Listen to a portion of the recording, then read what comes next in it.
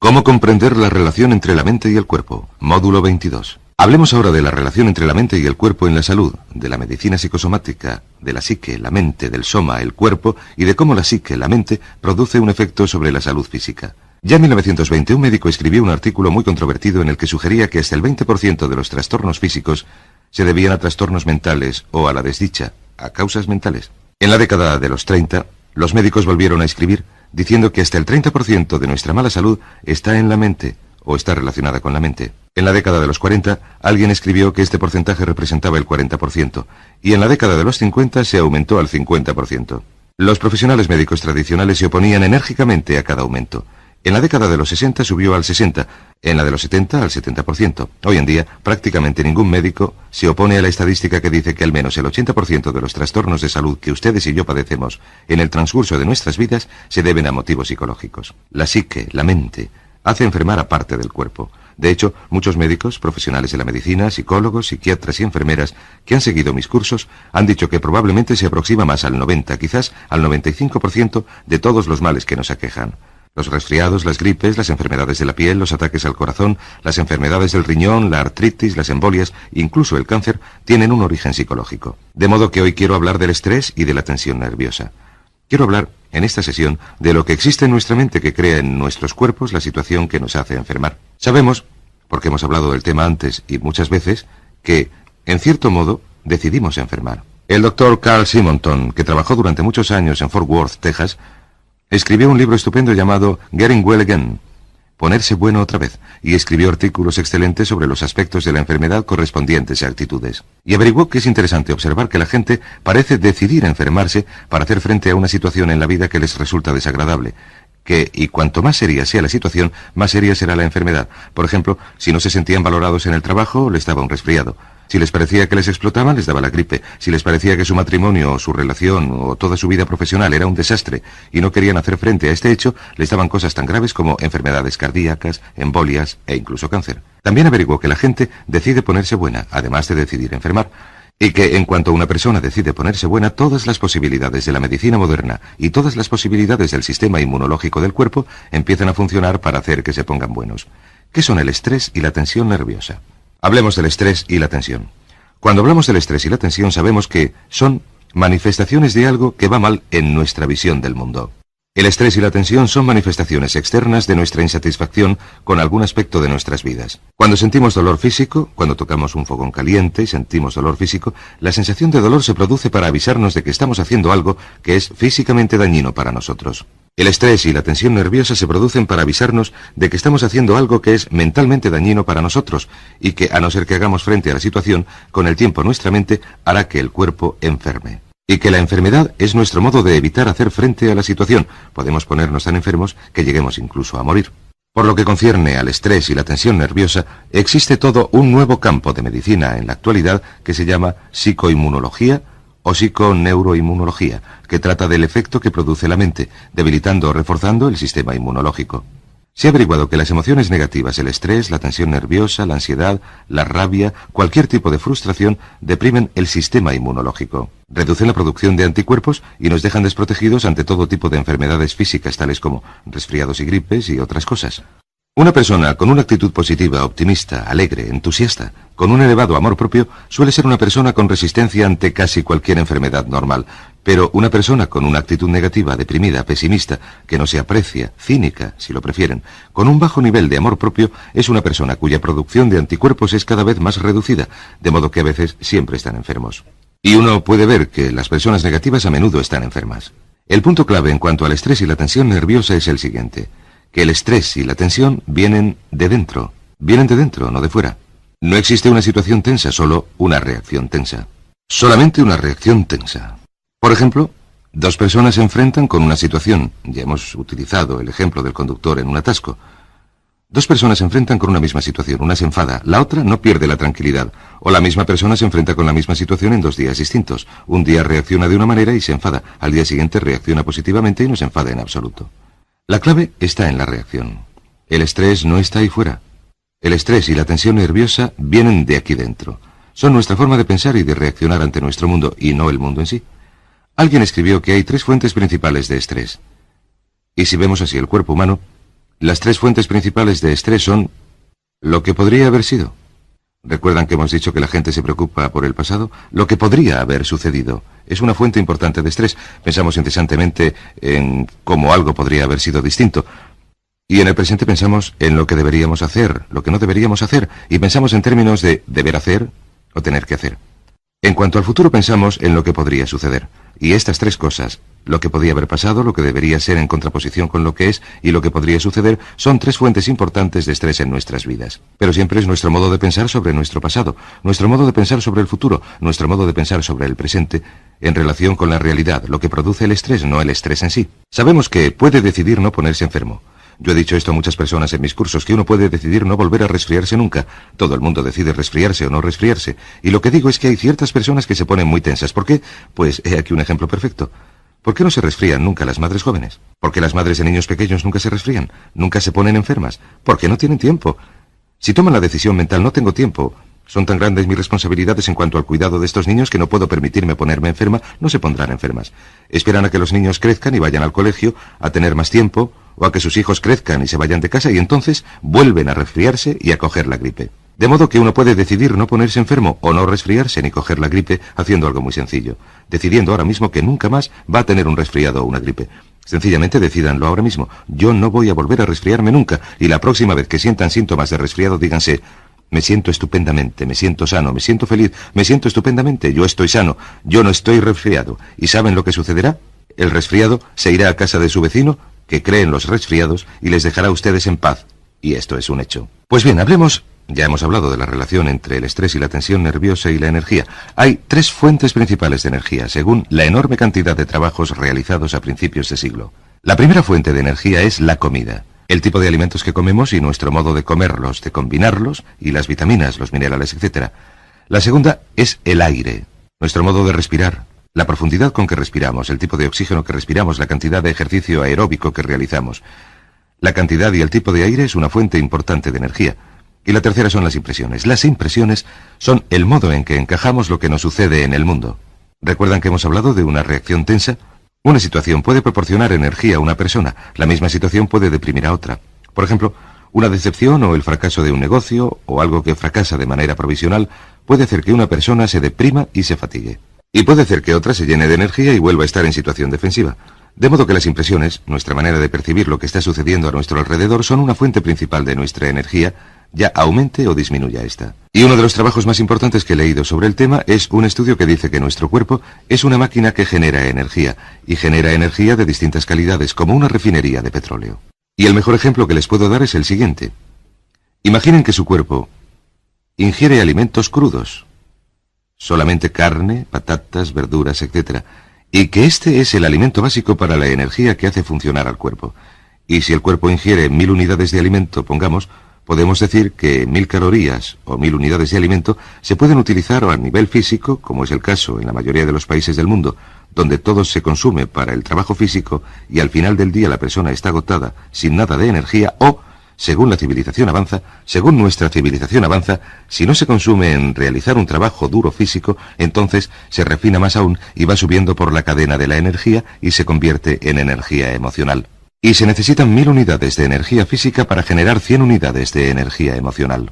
Ahora bien, la energía emocional, nuestra vitalidad, nuestro entusiasmo, nuestra emoción, nuestro amor propio, nuestra alegría de vivir, etc., si la energía no se utiliza a nivel emocional, entonces el cuerpo continúa refinándola como si fuera una refinería.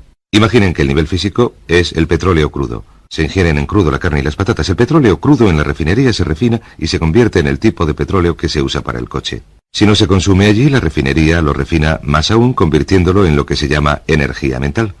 La energía mental es la energía que utilizamos para pensar. Todo esto no se puede demostrar a nivel científico, solo se puede a nivel intuitivo, haciendo referencia a la experiencia propia.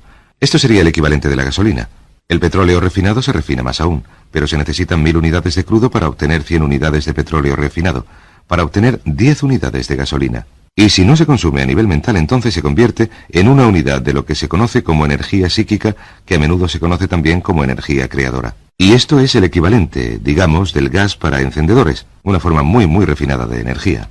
¿Qué sucede ahora? Pues bien, Sabemos que si dedicamos mucha energía a un deporte o a trabajar en el jardín o a hacer cualquier cosa, al terminar el día estamos agotados. ¿No se han sentido nunca tan cansados al acabar el día que no quieren discutir, no quieren tomar una decisión, no quieren hacer nada? Sencillamente están físicamente agotados y se han quedado vacíos de energía. Pues esto se debe a que han utilizado toda su energía a nivel físico. Sin embargo, hoy en día, en la mayoría de nuestras profesiones o trabajos, no quemamos toda nuestra energía a nivel físico, de modo que asciende al nivel emocional. Cuando disponemos de energía emocional le buscamos una salida, y nuestra salida casi siempre consiste en nuestras relaciones. Podrían ser otras cosas, pero casi siempre son nuestras relaciones. Averiguamos algo interesante, y es que las emociones positivas, si es que nuestras emociones lo son, el entusiasmo, la alegría, la felicidad, la emoción, que quemamos muy poco de esta energía y la energía se refina convirtiéndose en energía mental. Si nuestro mundo mental es positivo, si nos dedicamos a proyectos positivos, nos dedicamos a proyectos interesantes que constituyen un reto para nosotros, desarrollamos esta energía que, una vez más, siendo positiva, avanza y se convierte en energía psíquica. Y la energía psíquica es la energía de la creación que nos hace tener ideas e inspiraciones y entusiasmo y nos hace estar motivados, etc. Sin embargo, el mayor problema, y esta es la clave, es que la mayoría de la gente quema su energía a este nivel, al nivel emocional. No la utilizan a nivel físico porque no trabajan lo suficiente, pero a nivel emocional la agotan toda, de modo que les queda muy poca energía a nivel mental y casi nada a nivel psíquico. Y como ya hemos dicho, somos una mente dentro de un cuerpo que la transporta. Todo lo que ustedes son o serán jamás será un resultado del modo en que utilicen su mente. Si toda su energía se quema a nivel emocional por medio de la negatividad, el miedo, la ansiedad, el estrés, la tensión nerviosa, la ira, lo que sea, si toda se quema a nivel emocional, no tendrán nada de lo que se conoce como formas superiores de energía con las que construir una vida estupenda, con las que construir una vida maravillosa para dedicarse a actividades felices y gozosas, para ser creadores, para hallar soluciones, para establecer metas, para creer en ustedes mismos y así sucesivamente. El motivo por el que menos del 5% de la población desarrolla plenamente sus posibilidades en cualquier generación se debe a que la mayoría se preocupa al 100% de lo que se conoce como la expresión de emociones negativas, y esta es la clave. La expresión de las emociones negativas es la que quema toda nuestra energía a niveles inferiores. De modo que a niveles superiores no disponemos de ninguna energía con la que desarrollar nuestras posibilidades. Ya hemos dicho que una actitud mental positiva es esencial para el éxito, que el 85% de lo que nos sucede va a estar determinado por las actitudes, que el 85% de nuestro éxito está enlazado con la calidad de nuestras acciones internas y de nuestras relaciones con los demás. En otras palabras, el 85% de su éxito en la vida está relacionado con las emociones positivas. Sin embargo, si queman toda su energía emocional a este nivel, en la expresión de emociones negativas, hablando con los demás o con ustedes mismos de cosas negativas, pensando en cosas negativas, comentando cosas negativas, criticando, condenando, quejándose, etc. Si hacen esto, lo que sucede es que no les queda energía para subir hasta aquí. Y aquí es donde está la gran alegría, la gran felicidad, el gran éxito en la vida. De modo que, ¿cuál es la solución? La solución para unos niveles elevados de energía, felicidad, paz interior, relaciones amorosas, longevidad, es eliminar la expresión de las emociones negativas. Eliminen la expresión de las emociones negativas. Esta es una de las lecciones más importantes que he aprendido en todos mis años y decenas de miles de horas de estudio. Eliminar la expresión de las emociones negativas. Este es el punto de partida para todo crecimiento personal. De hecho, antes dijimos, al hablar de la psicología de la responsabilidad, que la eliminación de las emociones negativas es obligatoria, no optativa. La eliminación de la expresión de emociones negativas es el punto de partida para aniquilarlas. Si no expresan emociones negativas, si no las discuten, si no se involucran en una conversación negativa o en pensamientos negativos, lo que sucede es que mueren. Debido a la ley de la concentración, si no se centran en una emoción negativa en un periodo de tiempo, ésta pierde su fuerza y su efecto y muere para usted. Toda la energía negativa que se hubiera agotado en pensar en ella está a su disposición para hacer cosas productivas. Sabemos, y hablaremos de esto más adelante, que un ataque de ira, 5 minutos de ira incontrolada, pueden agotar la energía emocional de un día en 5 minutos. A esto se debe que la gente que siempre está enfadada rara vez produzca algo constructivo. De modo que empezamos por eliminar la expresión de las emociones negativas. ¿Y cómo lo logramos? Utilizamos algunas de las leyes que conocemos. La primera, y naturalmente la más importante, es la ley de la sustitución. La ley de la sustitución significa que encontramos otras cosas que decir. Recuerden, la mente no es un vacío, nos concentramos. Utilizamos la autodisciplina para llevar nuestra mente a algo positivo y centrar nuestra mente en algo positivo. Es como cambiar la dirección de una luz. Al centrar nuestra mente en algo positivo, no podemos pensar al mismo tiempo en lo que nos preocupa. También sabemos que si nos ocupamos en hacer algo constructivo, la acción en sí, puesto que requiere nuestra participación mental y física, elimina la emoción negativa. No estamos hablando de reprimir. Hay gente que dice que se deberían reprimir estas emociones. ¿Se deberían reprimir? Quiero decir, si uno se siente así, ¿debería hacerlas desaparecer bajo la superficie? En absoluto. Hay motivos para no expresarlas. Hay motivos para no ser negativos en principio. Hay motivos para no expresar emociones negativas. Ahora bien, ¿cuáles son algunos de estos motivos? Algunos de los más sencillos son, soy responsable. Cuando uno dice soy responsable, resulta muy difícil culpar a los demás. Recuerden que hemos dicho que casi todas nuestras emociones negativas surgen de nuestra tendencia a culpar a alguien o algo de algún aspecto de nuestras vidas que no nos satisface. Cuando uno dice yo soy responsable, soy responsable, soy responsable, soy responsable, cuando lo repetimos una y otra vez, nuestra tendencia a ser negativos disminuye. Nuestra tendencia a ser positivos aumenta. Cuanto más utilicemos la ley de la sustitución diciendo yo soy responsable, más se debilitan nuestras emociones negativas. Y con el tiempo, se puede llegar a un punto en el que las emociones negativas ejercen una influencia minúscula o menor sobre nuestra vida. Es como si tuviéramos algo entre un 0% de emociones negativas y un 100% de emociones negativas. De hecho, una de las características de una personalidad sana es que se corresponde a una persona que está a este extremo de la escala. Ahora bien, todos estamos en algún punto de esta escala, moviéndonos en una u otra dirección. La pregunta que debemos hacernos es ¿qué porcentaje de nuestra conversación con nosotros mismos, qué porcentaje de nuestra conversación con los demás, qué porcentaje de nuestros pensamientos son negativos y destructivos y desvalorizadores? ¿Qué porcentaje son positivos, constructivos, edificantes? Y nuestro objetivo consiste en recordar que todo cuenta. Que no es posible para ustedes o para mí crecer como seres humanos. No nos es posible evolucionar con nuestras emociones negativas intactas. Que el único modo en que podemos lograr nuestra potencialidad es dedicándonos continuamente a frenar la tendencia hacia la expresión de las emociones negativas. Muy importante llamada la ley del hábito. ¿Recuerdan la ley del hábito? La ley del hábito dice que, en ausencia de una influencia externa, continuaremos actuando igual indefinidamente. La expresión de las emociones negativas es un hábito. La expresión de estas emociones es la razón principal por la que la gente fracasa en lograr su potencialidad. La expresión de las emociones negativas es el motivo número 1 por el que la gente fracasa en la vida. ¿Por qué? Se debe a que la expresión es la manifestación externa de la condición mental interna.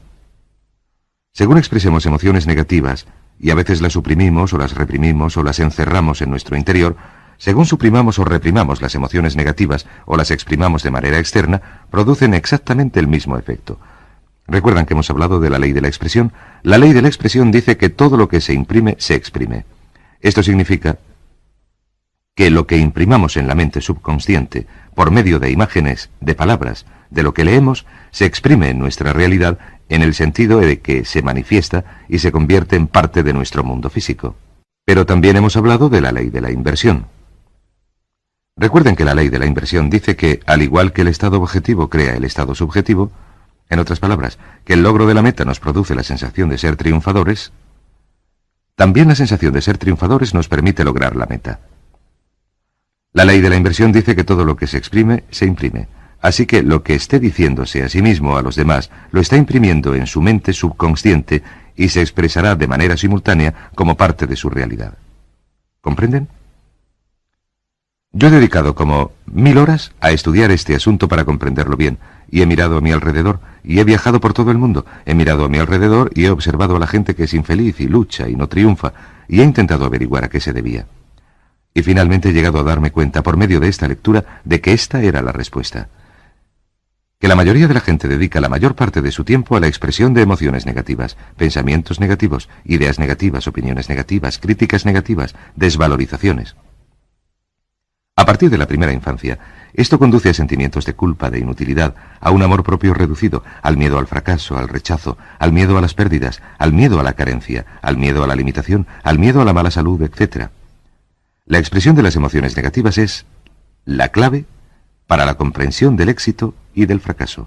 De modo que cuando ya lo hemos hecho muchas veces, cuando hablamos de la importancia de una actitud positiva, a veces la gente me dice, cuando charlamos del tema que estamos comentando, bueno, eso no es más que pensamiento positivo. Lo único que usted hace es pensar positivamente. Yo contesto, sí, pero el pensamiento positivo es igual a la salud mental. El pensamiento negativo es igual a la enfermedad mental. Cuando hablábamos de reprogramar la mente para el éxito, hablábamos de programas informáticos para el cerebro. Hablábamos de la importancia del grupo de referencia. El grupo de referencia son las personas con quienes uno se relaciona. Si uno se relaciona con personas que de manera habitual expresan emociones negativas, es igual que si se relacionara con personas que padecen enfermedades contagiosas. Y una enfermedad transmisible es igual a logros insuficientes y a fracaso en la vida. El 95% de todo lo que decimos y hacemos y pensamos está determinado por las influencias externas, por el poder de sugestión a nuestro alrededor, y podemos elegir. Saben que tienen la capacidad de hacer algo grande, de hacer algo maravilloso con su vida. Saben que tienen la capacidad de hacer mucho más de lo que han hecho nunca. Saben que tienen capacidad para ganar más, para ser más felices, para lograr más, para obtener más serenidad y satisfacción de la vida de las que nunca han tenido. Si no saben esto en este punto del curso, entonces es que no me he sabido explicar bien. La clave es esta. Deben considerar su vida en términos de lo positivo frente a lo negativo. Deben considerar su vida en términos de que todo cuenta. Deben considerar su vida en términos de todas las influencias que dejan pasar a su entorno sugestivo. Deben mirar su vida en términos de la gente. Deben mirar su vida en términos de programas de televisión. Los programas de televisión, la persona media ve entre 3 y 5 asesinatos, violaciones o ataques violentos cada noche en la televisión. El adulto medio ha visto más de 20.000 muertes violentas en la televisión cuando llega a la edad adulta. Si han visto la televisión desde la infancia. ¿Produce esto un efecto sobre sus vidas? ¿Produce un efecto sobre su actitud? ¿Produce un efecto sobre su éxito? La ley de la correspondencia dice que cada persona tiene en su interior un programa mental o un equivalente mental, y todo en su mundo externo será consecuente, estará exactamente armonizado con ese equivalente mental. Si desean convertir su realidad externa en algo positivo, maravilloso, feliz, interesante, el punto de partida para lograrlo es la eliminación de las influencias negativas, la eliminación de la expresión de emociones negativas, el alejamiento de las personas negativas, de los libros negativos, las revistas negativas, los programas de televisión negativos y centrar la mente solo en lo que quiere ser y tener y hacer. Este es el punto de partida para la salud mental, la salud física y para todo éxito y felicidad en la vida.